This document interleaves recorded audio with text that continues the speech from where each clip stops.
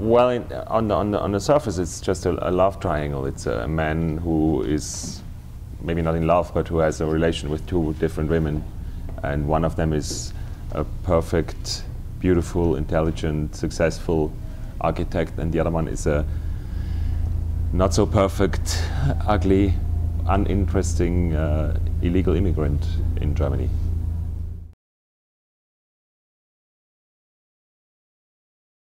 Yeah, she was actually what interested me. I started with Imona. She was maybe not based, but inspired by a person in Gombrowicz play, the Polish author. And the only thing she has, in a way, is she loves this man.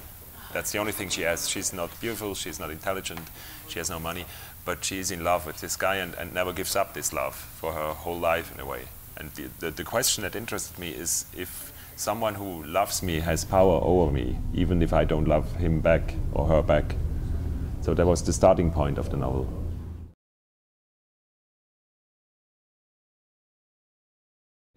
Well, I mean, all creative works somehow go together. I mean, I can imagine how it is to construct a house, because constructing a novel is not so different from constructing a house.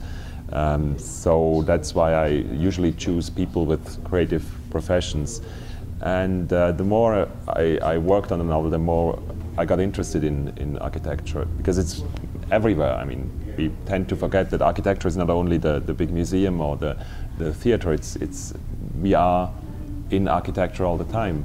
The whole world is architecture, if it's not nature. But even nature is very often made by man. So in a way, it's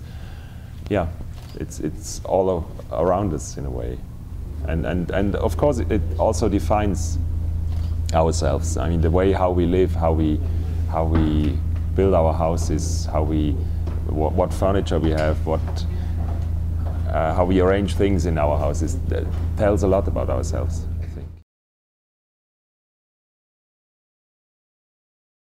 First of all, he's in the novel. He's quite an important person in the novel, or his architecture is important, and it's actually what I'm interested in to show. I mean, it's lights and shadows. I wouldn't know in English. Lights and shadows show the form, and that's in a way that things that happen in our lives somehow add up to a form of a story, and that what I'm interested in is the form of the book.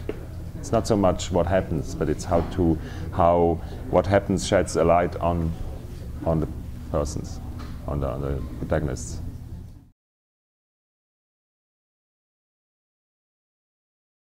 That's what I want. I mean, I want, in a way, readers to forget that they are reading a book. If I really, what I would love is when readers somehow have the feeling that they know these people, that they have met them, and that they don't think about my language or how beautiful my sentences are or how many words I know. It's not about style.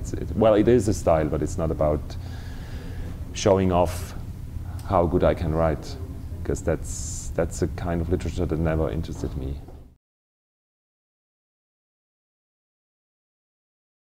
No, I didn't? Oh, yeah. Great. Well, great or not. Maybe there were only a few, but...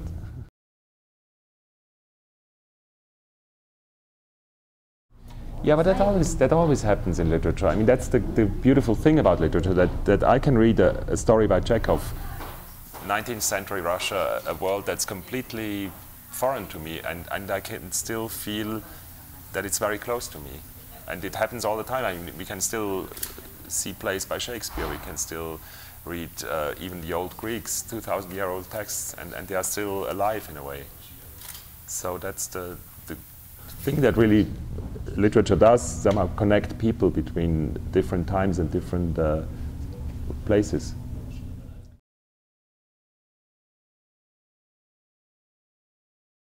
Well, it's not really research. It's usually there is an idea, and then sometimes it can take 10 years until I find a way to somehow attack the theme. But the research I usually do while I'm working on the book. I don't do much research before I start working. It's really, I need a starting point, I need a first sentence and some names, and then I find my way. And some of the research I even do after I finish the book, just to add some stuff. But I don't really like to know too much about my field before I start.